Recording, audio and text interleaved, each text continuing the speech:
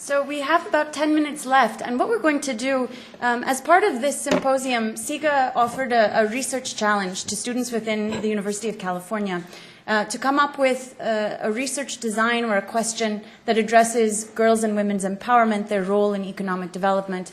And we have two prize winners. The first prize goes to Ruth Carlitz, who's a doctoral candidate in political science at UCLA. And she's going to tell us for about 5 minutes about the project she proposed, which was selected for a $5,000 fellowship from the Weiss Family Foundation. And Ruth did work for 2.5 years in Tanzania with an education policy NGO before coming to the UC for her graduate program. And we are looking forward to hearing about her prize-winning research.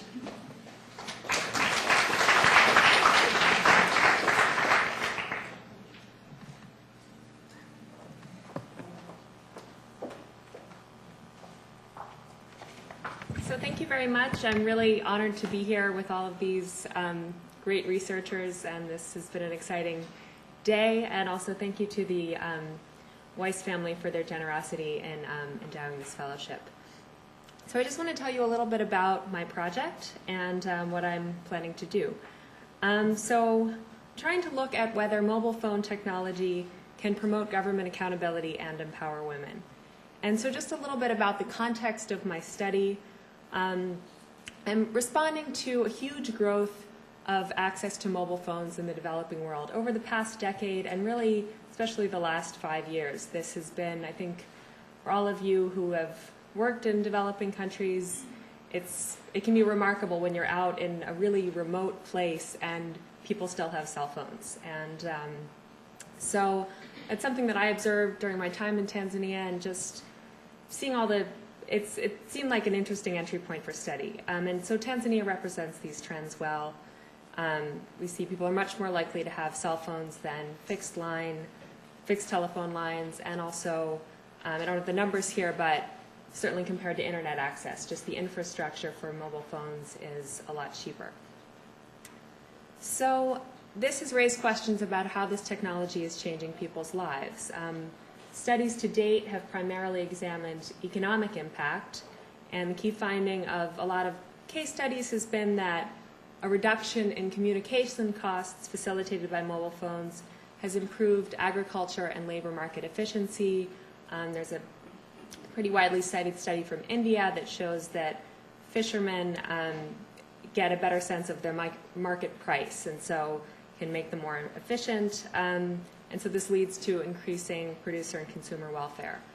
On the other hand, there's much less conclusive scholarship on the political impact. And I think this is particularly interesting right now when there's been a lot of talk about the role of information and communication technology in facilitating uprisings in the Middle East. You know, we hear about the Twitter revolution, raises questions about how technology can facilitate political mobilization. For good or ill, I think that mobile phones also played a role in the post-election violence in Kenya.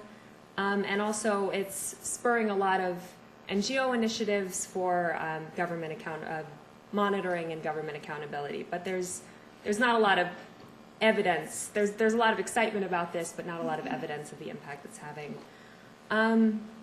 There's also not a lot of conclusive scholarship on what the gender impact is.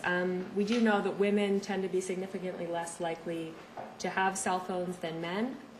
And there's an interesting study in Zambia from a few years that showed that mobile phones actually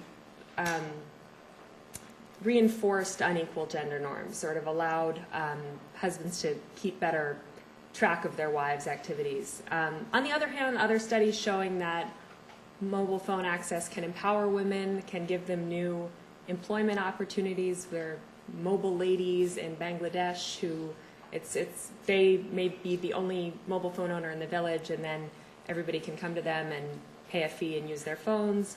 Also, there's a study, I think, in Afghanistan showing that girls were more likely to go to school because their parents felt better about sending them to a boarding school when they could sort of keep tabs on them with the phone. So I'm going to be looking at an NGO in Tanzania called Daraja, which has started an initiative that encourages rural citizens to monitor the quality of their local water supply via text message. And then Daraja then transmits these messages both to the district water engineers who could actually fix the problem, as well as to the local media to sort of create pressure to react. And this initiative, although it's not a gender initiative, you know, on paper, it does provide a unique opportunity to look at the potential for mobile phones to empower women and girls because, first of all, women are probably less likely to participate publicly in monitoring government through attending community meetings, speaking out. There are just norms against that.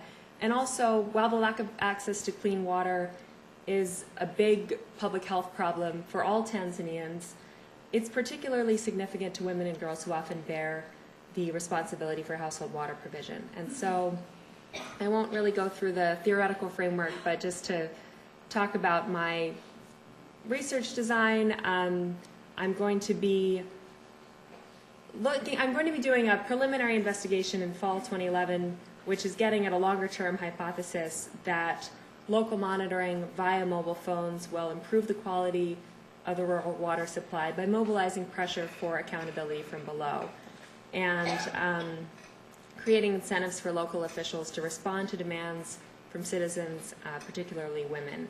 And so I'm going to be tracking patterns of mobile phone use by gender in the villages targeted by Daraja's intervention, as well as in neighboring villages.